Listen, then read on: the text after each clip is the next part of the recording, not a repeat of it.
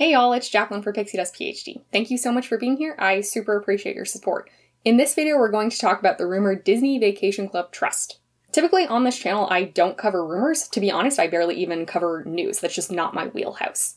And this rumor is not even particularly new. It's been going around for a few months now. That being said, we just have continued to get little bits and pieces of evidence that point to this being more than just a rumor. I do want to be super clear though that we don't have any information directly from Disney Vacation Club yet. And we'll go over this more as the video goes on, but we have no idea how this might be implemented. I think there are a lot of paths forward, and from what I can tell, DVC hasn't really given us any breadcrumbs, really, even of how they might go about doing this. Based on what I'll show you in the timeline with filings with the county, I do think this is more than just a rumor now. I do think it has some merit, but do note that it's really not fleshed out. We don't know details. I wouldn't put a ton of stock into anything just yet. And as always, hat tip to the folks at dvcnews.com. They actually find these filings, read through them, post summaries. They are what enables me to make these videos. Here's a little bit of brief background, and these are facts. If you've been around the channel for a while, you've probably noticed that I basically just lazily call the folks who run Disney Vacation Club either Disney or the Walt Disney Corporation or Disney Vacation Club. Officially though, it is the Disney Vacation Development Inc. That being said, in August of 2023, the Palmetto Trust Association was established. This is what first sparked a lot of rumors. Back then I felt like we didn't really have anything to go off of, so I didn't cover it.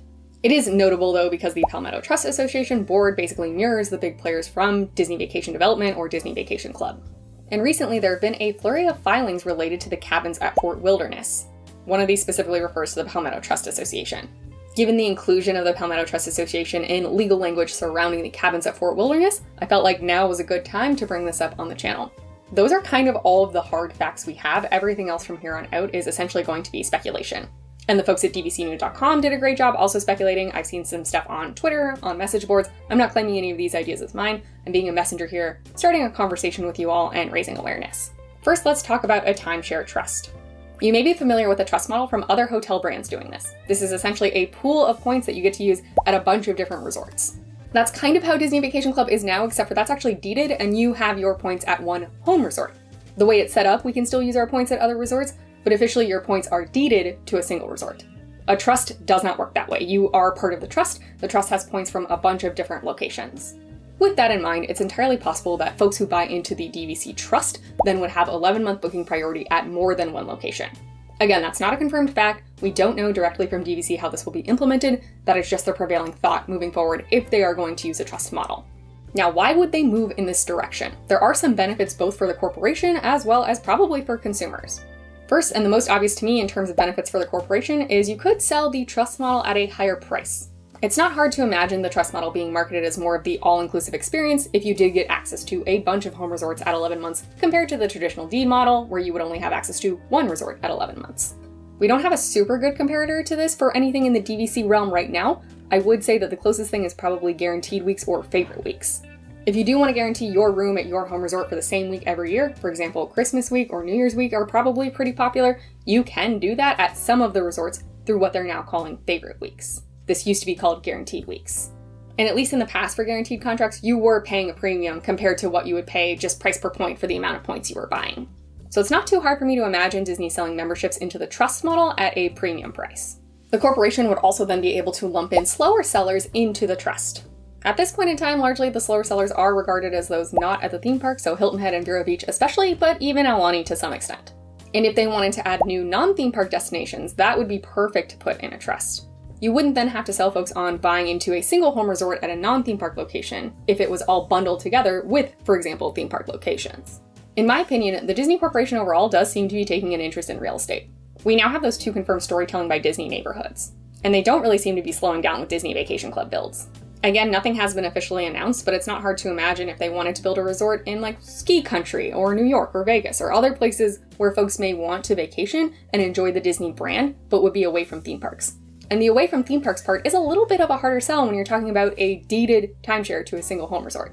But in a trust, maybe that would be really cool actually. The trust model would also presumably reduce consumer confusion around the expiration dates. You could buy into the trust and you could just be part of the trust for 50 years. As opposed to the current model, of course, has a set expiration date that varies per resort, and it doesn't matter when you buy in. I could buy in right now to Beach Club, and my points are still expiring in 2042. In contrast, I could buy in right now to a trust, and perhaps my membership in that trust would just expire in 50 years, regardless of the individual resort expirations. There are some challenges with this model though, and the key one for current owners being, how is this going to change booking availability? Right now, between 7 months and 1 day and 11 months in advance, you are only ever competing with other people who own the same home resort as you. Everyone else in the DVC system that has their own vacation points but doesn't share your home resort is not in competition with you. Not until 7 months at least. And I've seen some chatter around the internet saying, well, all the renters are in competition with you. In my opinion, this isn't quite true. Because yes, people may rent at 11 months in advance, but then they're renting from a home resort owner. To me, that's no different than if that exact same home resort owner were going to book a room rather than rent their points out for someone else to book that room. But if DVC is moving to the trust model, would you then be competing with folks who have trust membership? For example, let's say that Riviera Resort and Villas at Disneyland Hotel get bundled into a trust with Aulani, Vero Beach, and Hilton Head. Right now, if you have a Villas at Disneyland Hotel or Riviera Resort contract, you are only competing with other people with that single home resort during that 11-month to 7-month and 1 day window. But if trust owners are added into that, how is that going to change competitiveness of booking? Do you really still have a home resort advantage? Is your home resort advantage going to be diluted? Will competition meaningfully increase? It's something I really can't predict at this moment, but it definitely is a concern. The other big obvious challenge I identified is potential confusion for new buyers. Is Disney Vacation Club going to continue to sell 2 products? Will they have the trust membership and then the traditional deeded membership? Honestly, Disney Vacation Club as it is, I hear all the time, is already pretty dang confusing. If you're going to add another layer onto that, is that going to be worth the squeeze for them? Like I said though, we really don't have many details, especially not about implementation. Unfortunately, that leaves a lot of questions swirling around in my mind.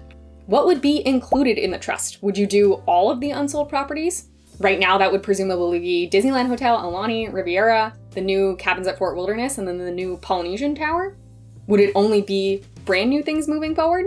Recent filings for the Cabins at Fort Wilderness really only referred to the Palmetto Trust Association, so is that only going to be offered for trust memberships? I highly doubt that, but that's the first example we have of the Palmetto Trust Association being included in those legal filing language documents. When Disney exercises its right of first refusal on other sold out properties, are those points automatically going to be going into the trust? It's a good way for them to expand properties that are seemingly included in the trust. It would feel a little bit mischievous to me though. I don't have exact numbers, but without Disney Vacation Club really changing their approach to right of first refusal and becoming incredibly aggressive, if they stuck to sort of how they've been doing things for a while, it's hard to imagine that they would amass more than a few % of the points at any of the given sold out resorts. And then let's say, just for example, you have 3% of the total points at Beach Club available for members of the trust. Realistically, are they going to be able to book Beach Club ever? I'll expand on this thought more in a minute because this is probably getting to a point that I hope we get clarification on sooner rather than later. A big advantage in my mind is you could put Vero Beach and Hilton Head into the trust. Those are expiring in 2042. They're not entirely super popular. The annual dues rate is super high, which turns a lot of people off, rightfully so. Looking to that 2042 expiration, I think there's always been a big question mark about those resorts. The experiment they did with Old Key West in terms of trying to offer those extended expiration dates didn't go all that well for them. And that's at Old Key West, so a theme park location. It's hard to imagine offering extended contracts to Vero Beach and Hilton Head owners would go better than it did at Old Key West. Personally, I have thought that they might just sell those resorts off entirely come 2042 because it doesn't really seem like the juice is worth the squeeze. But if you have a trust and you can put all of those points from Vero Beach and Hilton Head into the trust, maybe that works out pretty well for them. And just in general, 2042 is coming, so there are a slew of resorts that are expiring in 2042, and this might be a good way for them to take care of that. I know that's still nearly 20 years away, and I do think that, the Palmetto Trust Association is moving forward on a faster timeline than that. That being said, I do think it has a big upside of helping with long-term planning for when these expirations do come. And also, are they going to offer both products moving forward, or are they just going to switch to the trust? I really do think selling both products at the same time would be quite confusing for most consumers. It's entirely possible that they officially do sell both products, but really push the trust, all of their marketing goes to the trust membership, all that kind of stuff, and then only, talk about the standard as of now, deeded interest to a single home resort if a consumer presses them about it, if that's something that they want and they initiate. So maybe it ends up being that model. But I have a hard time imagining that they would put equal effort and equal weight into both moving forward. But yeah, I just have so many questions. Are they only going to do the trust moving forward? Are current members going to be forced into the trust association? I am not a lawyer. I don't know a ton about real estate law, especially. I don't think they can do that. I would think that everyone who currently is a deeded member is going to stay that way, but is there going to be an option to convert into the trust? Who knows? How would annual dues work in the trust as well? Because thus far, annual dues have been assessed per resort. Let's say you lump all of the unsold and new resorts into your trust moving forward. what annual dues rate are you paying? Particularly if you end up putting Vero Beach into that, I mean, that annual dues rate is really high. And if you're utilizing your points at pretty much anywhere else, you could be paying a smaller amount in annual dues if you had the single deeded membership. In the past couple years, there's definitely been some tension with regard to resale owners versus the direct owners who have access to full membership extras. The company certainly has an incentive to try to get people to buy directly from them, so they've started to add perks. I mean, really, they've just started to add restrictions to resale owners. But moving forward, at least for a while, very potentially we're talking decades, there will be presumably a resale market of these deeded contracts. There will be owners with the deeded contracts, and then you also will have trust owners, potentially direct and resale. So are they going to make perks for the trust? If you're paying a premium for that, are you going to get better perks? Is the trust resale going to be less restricted than deeded resale maybe? There's a lot to work out. And like I mentioned earlier, I think my single biggest concern has to do with booking availability and therefore points competition. To make this a little bit more concrete, let's work with an example where a trust membership exists that has, let's say, Villas at Disneyland Hotel, Riviera, Hilton Head, Vero Beach, and any of the new properties. I have a single deeded contract at Villas at Disneyland Hotel. So then are my single deeded points in direct competition at Villas at Disneyland Hotel with everybody in the trust? Or are the number of rooms you can book at Villas at Disneyland Hotel going to be proportionate to the number of points sold different ways? But even that makes me a little bit nervous because, for example, if there's only like 22 bedrooms and then the deeded points only ends up being, let's say, 30% of the total Villas at Disneyland Hotel points, suddenly I'm competing for a very, very, very small amount of rooms. I did read back through my Villas at Disneyland Hotel contract, and again, I'm not a lawyer at all, and I'm not a real estate expert. I would be surprised if they are able to combine sort of everyone's points priority, though. It does read to me, personally, like the deeded points will probably need to be proportionate to the amount of rooms available to book, but I honestly am just very unsure.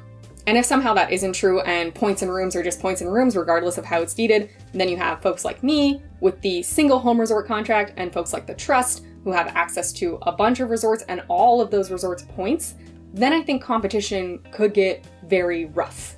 At this point in time, I'm not putting too much stock or concern into any of this though, because again, we really just don't have any details from the company, and the way this would be implemented is going to change everything.